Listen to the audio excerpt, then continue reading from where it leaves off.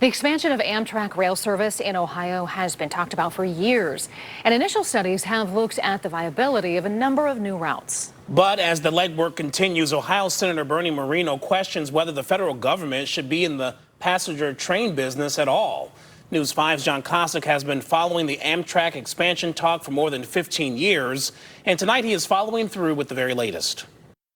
Amtrak set an all-time ridership record last year, serving nearly 33 million passengers, but it came with an operating loss of $705 million, a number the rail service points out is decreasing. Still, it was part of the reason why Ohio Senator Bernie Moreno raised the question, when it comes to Amtrak, what are we doing? The government should just sell it. We shouldn't be in the railroad passenger business. It's the only business line that the government is involved that deals with consumers. In 1971, Washington took over the nation's passenger rail system in an effort to save it. Routes remain limited in places like Cleveland, where the only Amtrak trains that come through do so in the middle of the night. The government just is incapable of running a private business. Let's just sell it. I'm not against rail service. I think we need to have great rail service, and the impediment to great rail service is America owning Amtrak. He held up as an example Brightline, a private rail service that started operating across Florida in 2018, connecting Miami to Orlando in 3.5 hours, he said, versus 7 on Amtrak. Price, by the way, is the same. Much more modern cabin, much better experience, much better facilities. I think this is very typical of the kind of lazy logic that Amtrak critics, particularly those in Congress, used for decades. Stu Nicholson is an Ohio rail advocate. He says what Brightline is doing in Florida could very well be a model in parts of the country, but if we did what he is proposing, we would have fewer options and not more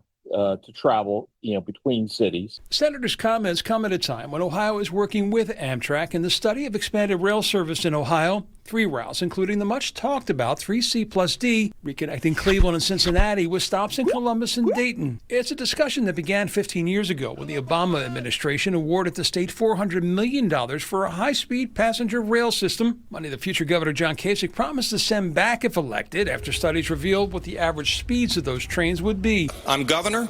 The 39-mile-an-hour high-speed passenger train is dead. And kill it he did. And when Amtrak approached the state a few years ago, Governor DeWine told me he had the same concerns about speed, but agreed to the studies that would answer that very question and whether there will be the ridership to support it. That's why Nicholson says this is not the time for talk of cuts. It would be very short-sighted, either at the federal level or at the state level, to be cutting funding for this and ignoring this.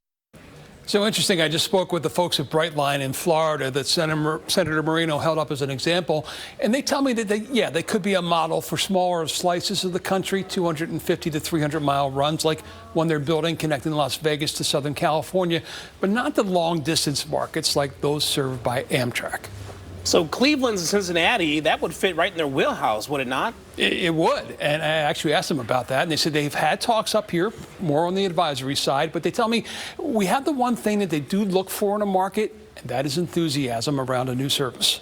No shortage of that. All right, John Kosick live for us tonight. John, I know you'll keep us all up to date as things develop.